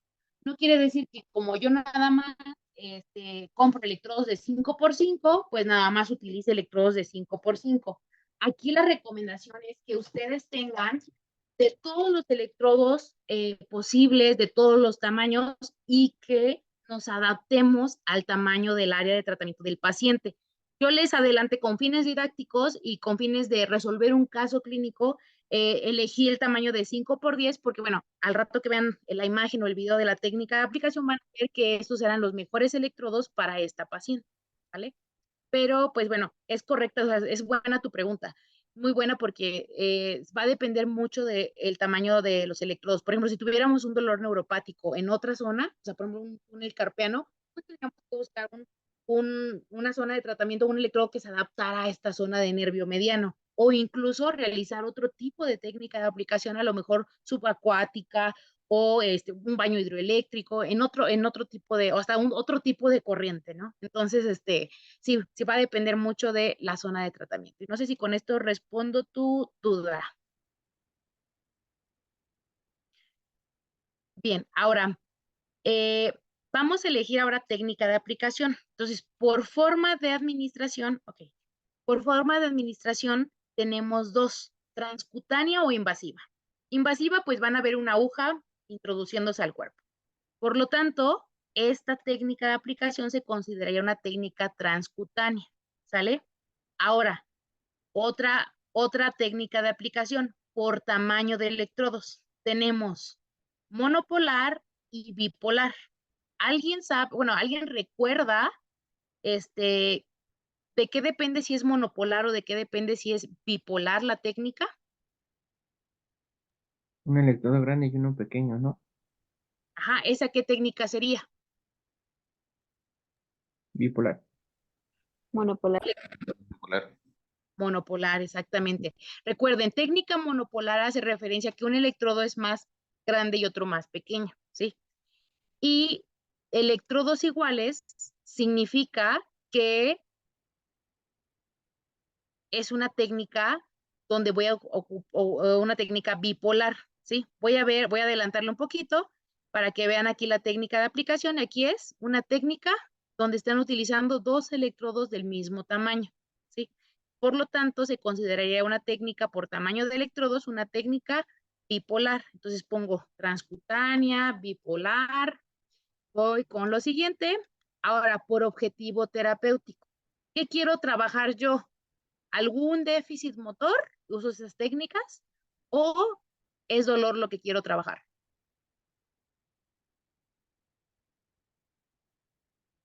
Dolor, ¿no? Ok. Entonces, como yo trabajo dolor, tengo dos opciones, longitudinal o transversal, ¿sale? Entonces, en mi técnica, ¿alguien recuerda qué significa longitudinal y qué significa transversal? Sería el mismo eje, ¿no? ¿Ok? En este sería el mismo plano, ¿sí? Ahora, recuerden que los ejes son diferentes. Sería el longitudinal hace referencia a que están en el mismo plano. Y transversal va a hacer referencia a que se encuentran en diferentes planos. O también los electrodos, digamos que si tuvieran carita, estarían como frente a frente. Por ejemplo, pasa mucho que los utilizamos en articulación. Colocamos un electrodo frente a otro electrodo en diferentes áreas también. Ahora, entonces, esta sería una técnica bipolar, longitudinal. Y por último, dice por modo de contacto de los electrodos. Y tenemos técnicas estáticas y técnicas dinámicas. ¿Alguien que me diga qué técnica es esta? ¿Estática o técnica dinámica y por qué? Estática, Estática por... porque los electrodos no se mueven. Dinámica es cuando desplazamos los electrodos. Exactamente. Entonces, esa es una técnica que se considera estática porque los electrodos no están en movimiento. Aparte, que sabemos, bueno, dice estática y se va a colocar la corriente en una, acá, CC, en una corriente constante, lo que significa que va a estar pasando el mismo amperaje todo el tiempo de tratamiento, ¿sale? Cuando colocamos técnicas dinámicas donde desplazamos el electrodo, pues ahí sí lo colocamos en modo CV o voltaje constante para que haya un cambio en el amperaje como tal y que no quememos al paciente o que no haya incomodidades en la parte de la... Bien, y si se fijan ya llenamos llenamos todos los parámetros, ¿sale? Ahora, cabe mencionar que si recuerdan teníamos varios tipos de corrientes, ¿sí? En este caso ya nada más están las aplicaciones o la aplicación de las corrientes y teníamos que podríamos elegir varios tipos de corrientes. De hecho, creo que no hicimos un último filtro, que justo me lo había escrito un alumno aquí. Me había dicho, ok, teníamos estas cuatro opciones: TENS, ondas H, corriente de NEMEC o interferencial y ondas de media frecuencia. Justo en el chat, alguien colocó de que la onda H es una corriente que llega hasta 87.7 Hz. Y por llegar hasta esta frecuencia, eh, voy a copiar y a pegar este mensaje. Voy a copiar y pegar el mensaje, ya se los mandé. Por llegar a esta frecuencia, pues tendríamos que eliminar de la ecuación a las ondas H. Ya no podríamos utilizarlas porque es un paciente de umbral bajo. Y al ser de umbral bajo, pues no me va a tolerar ese tipo de estímulo tan alto, ¿sale? Entonces, dentro de estas opciones de tratamiento que teníamos, pues bueno, ya nada más nos quedan estas tres: TENS, NEMEC o interferencial y las ondas de media frecuencia. Ahora, ya tenemos casi resuelto toda la parte o todos estos parámetros. Ahora, en base a esto, En base a estas modalidades, tenemos que hacer cambios específicos por modalidad. Y ahora voy a empezar con el primer cambio específico, o aclarando el primer cambio específico. Voy a hacer una aclaración aquí. Tenemos esta técnica de aplicación, que esta sería aplicable para corrientes interferenciales y también para ondas de media frecuencia, o también para el TENS, que les acabamos de describir. Sin embargo, aquí una aclaración respecto a la técnica de aplicación en corrientes interferenciales. Sabemos que existen dos tipos de aplicación, que existe la tetrapolar, donde cruzamos los electrodos, y esto quiere decir que la interferencia se va a hacer en el centro del cruce de estos electrodos, ¿sí? Y otra técnica que es la premodulada, en donde colocamos los dos electrodos, sean transversales o sean en el mismo plano, como la técnica longitudinal, y que aquí la interferencia va a ser de un electrodo a otro, ¿sí? O sea, es una interferencia que se produce dentro del equipo y ya se entrega de esta manera al paciente. ¿Y esto por qué lo aclaro? Porque hay una técnica que es incorrecta y que es de amplia difusión, ¿sí? Nos dicen, me dice Jacob que sí entraría la isoplanar y sí, la parte isoplanar sí entra en tetrapolar, pero para fines de este caso no utilizamos vectores isoplanares para este caso, ¿vale? Entonces, hay una técnica que es incorrecta y es de amplia difusión y la vamos a ver. Esta sería una técnica incorrecta. Ahorita les pongo ya la técnica final y la técnica correcta. En corrientes interferenciales, lo que hacen es querer colocar el canal, ya lo moví, el canal 1 cruzado con el canal 2, y justo aplican esta técnica para el tratamiento de ciatalgia. ¿Y qué es lo que hacen? Dicen, bueno, canal 1, cabe mencionar que aquí va a estar representado con los electrodos de color blanco, y canal 2 va a estar representado con fines didácticos con los electrodos de color celeste, ¿sale? Entonces, ¿qué es lo que hacen? Cruzan el canal 1 y cruzan el canal 2 para aparentemente producir este cruce o esta interferencia, ¿sí? Como se ve en esta representación gráfica. Y en efecto, o sea, de hecho, la técnica tetrapolar se busca que siempre sea en un ángulo de 90 grados para que se lleve a cabo mejor, y de por sí ya la perdemos porque el cuerpo no es tan homogéneo o no tiene tejidos tan perfectos para pasar así la corriente, hay modificación. ¿Y qué pasa aquí si yo quiero trabajar una ciatalgia de esta manera? La interferencia se lleva a cabo, si adelanto el video, pues la interferencia se llevaría a cabo en el cruce, en el centro, que ¿dónde quedaría la interferencia? Alguien que me diga dónde quedaría la interferencia aquí. Si cruzo canal 1 y canal 2. Exacto, quedaría en hueco pupitre. Entonces, y de hecho ni quedaría ahí porque ya se perdería. Pero bueno, si llegara a producirse la interferencia como en esta gráfica, pues estaríamos trabajando algo ahí en hueco pupitre. Sí, y aparte que no se está respetando la distancia máxima de los electrodos. Entonces, esta es una técnica de amplia difusión, pero es incorrecta, ¿sí? ¿Cuál va a ser la técnica correcta? Entonces, si nosotros colocamos dos canales de TENS o colocamos interferenciales serían dos técnicas premoduladas, ¿sí? O dos técnicas donde ambos canales estén funcionando con los mismos parámetros, pero va a ir de esta manera. Entonces, la primera sería en las regiones justo donde le duele al paciente, que es debajo del el pliegue glúteo, ¿sale? Ahí vamos a ver en dónde colocan estos electrodos. Le voy a adelantar un poquito. Está tardando. Recuerden siempre limpiar la zona de tratamiento. Debajo donde refiere el paciente de pliegue glúteo, justo le colocan el otro electrodo a nivel antes de la bifurcación ahí del nervio, del nervio ciático, ¿sí? Porque ahí toda esta región nos estaba diciendo el paciente que le dolía.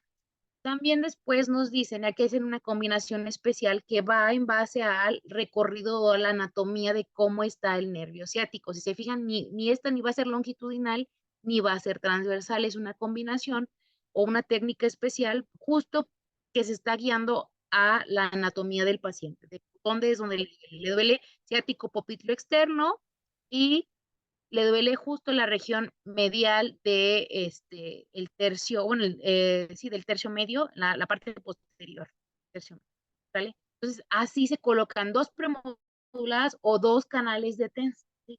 O dos de onda de media frecuencia, dependiendo de lo que quieran trabajar, ¿sale? ¿Queda clara estas aclaraciones respecto a la técnica de aplicación, chicos?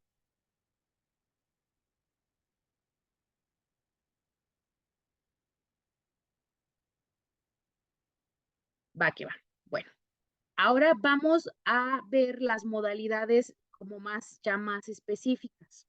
Si yo elijo una corriente que sea una corriente TENS, ¿sí?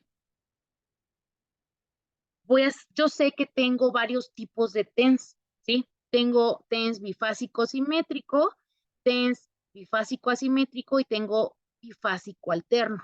Entonces, ¿de qué va a depender el tipo de TENS que yo elija? Va a depender del efecto. O sea, aquí les pregunto, si yo quiero un efecto que sea un efecto excitosensitivo tipo acomodación, ¿sí? ¿Qué tipo de TENS tendría que elegir? Vuelvo a esta tablita. Tipo de pulso que me dice si quiero excitosensitivo, dice diente de sierra, ¿sí? Y aquí, ¿qué TENS es el que tiene diente de sierra? Asimétrico.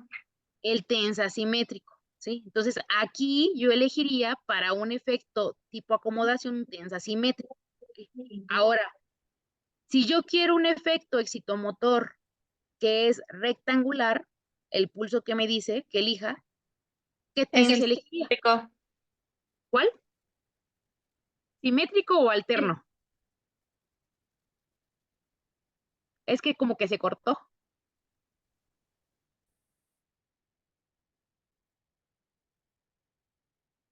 A ver si lo pueden escribir. ¿Cuál?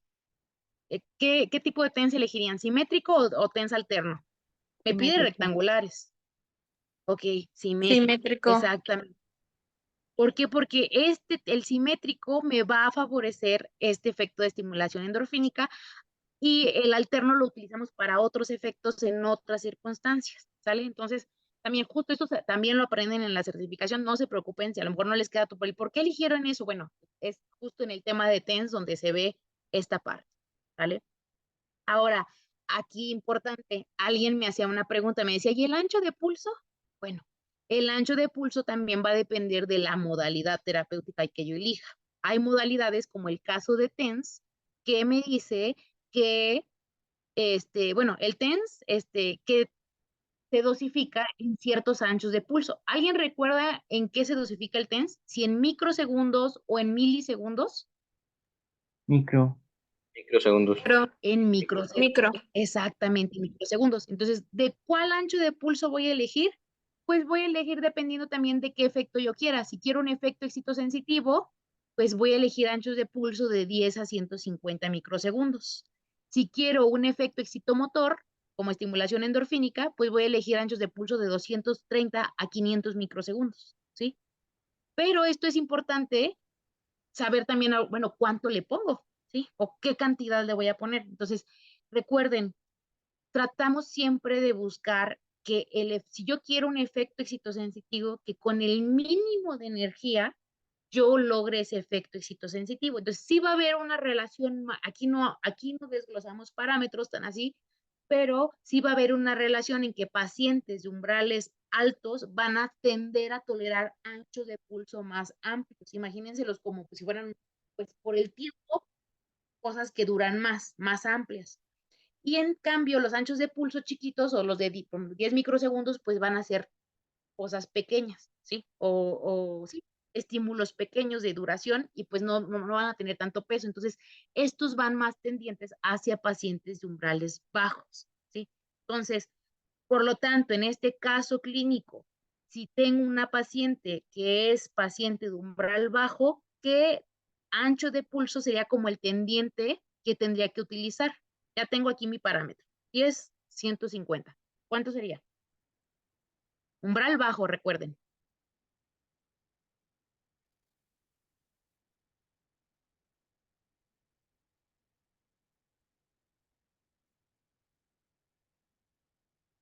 ¿Cuánto ancho de pulso? Ok.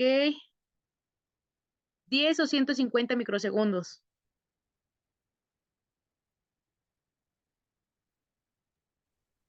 Ay, creo que se mueve aquí.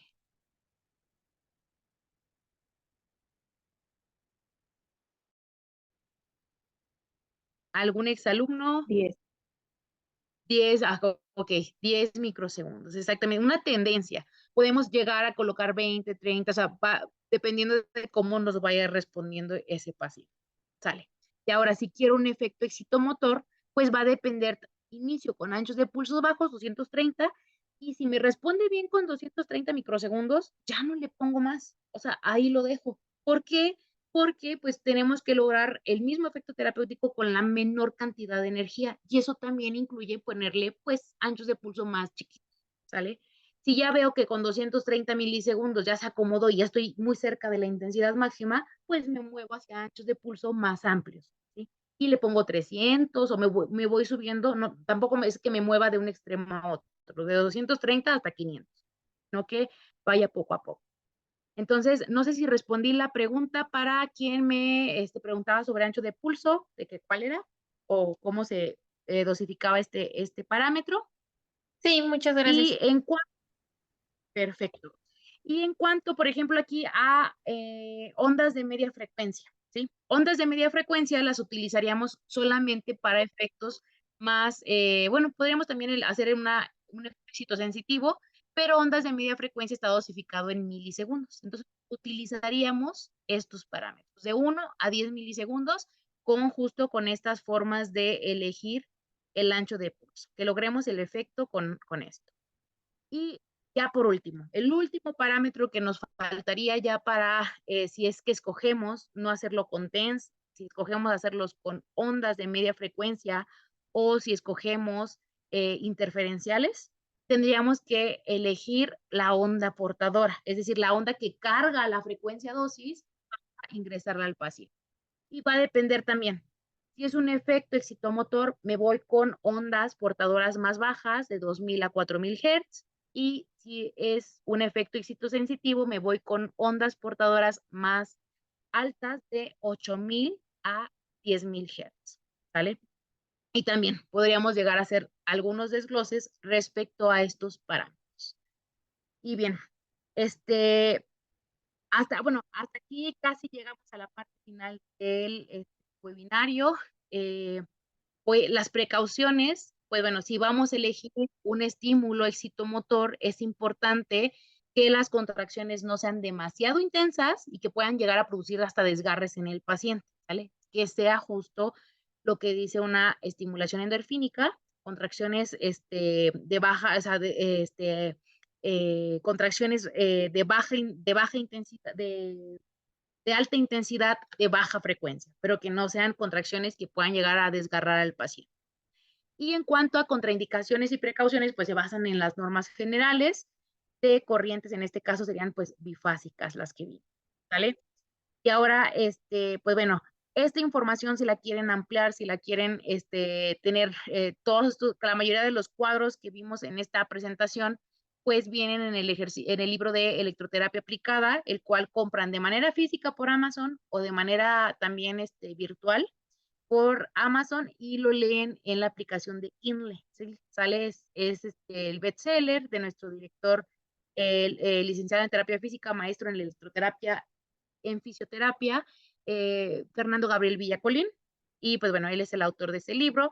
Y para que estén interesados en la parte de las certificaciones, pues bueno, tenemos el grupo para que nos puedan referir de dónde son, de qué área es la que nos están visitando, para que podamos darles los informes de acuerdo a cada sede o referirlos con los organizadores de cada sede.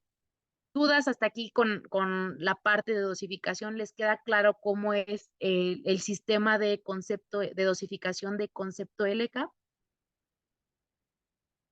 Sí, muchas gracias. ¿Les gusta? Ok, perfecto. Y bien, pues bueno, tenemos también ahorita justo una promoción de que si se inscriben justo en estas 2 semanas, van a tener 10% de descuento para poder adquirir la certificación. Entonces digan solamente que estuvieron en el webinario, su nombre, y pues bueno, solamente durante estas 2 semanas, o sea, se termina y ya. Me dice, bueno, aquí ya empiezan las dudas. A ver, vamos a responder. También si a alguien no le respondió una duda porque no la haya visto, por favor, vuelvan a copiar y pegar y para que podamos, pueda respondérselas. Y me dice aquí, esta duda me dice, ¿me puede dar informes de la certificación? Claro, si nos lo puedes mandar este correo, nos lo puedes mandar al grupo de WhatsApp, sería muchísimo mejor para que el, el grupo nos pueda ayudar a contestar. Y bien. Ay, se me perdió la pregunta de ancho de pulso, permítanme. Déjenme, algo me preguntaban sobre el TENS. Me dice grupo de WhatsApp, me dice, igual yo quiero grupo de la certificación. Dice, hola, buenas noches, tengo una duda. ¿El TENS bifásico es lo mismo que el simétrico? Es que mi equipo de electro solo me sale TENS simétrico y quiero saber si estoy eligiendo el bifásico. Ok, ¿es un equipo portátil o es un equipo de gabinete? Que solo en algunos de gabinete o más grandes, solo en algunos viene el TENS que sí puede ser monofásico. Si es un equipo portátil, seguro es solamente bifásico y sería un bifásico simétrico. O sea, tenemos que ponerle nombre, o sea, nombre y apellido. ¿Sale? Entonces, me quedo como quiera con el chat. Ok, para las personas interesadas, ya les dieron un teléfono celular para que le manden un WhatsApp a este teléfono celular con la administradora para que los refiera con el organizador que les quede más cerca o de la sede más cercana. Y pues bueno, sí, ya no hay ninguna otra duda, chicos. Por mi parte sería todo. Agradezco la participación, las preguntas que me hicieron muy interesantes.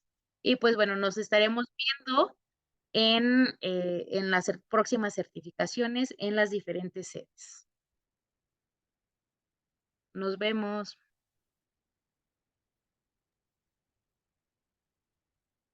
Bye. Bye, bye.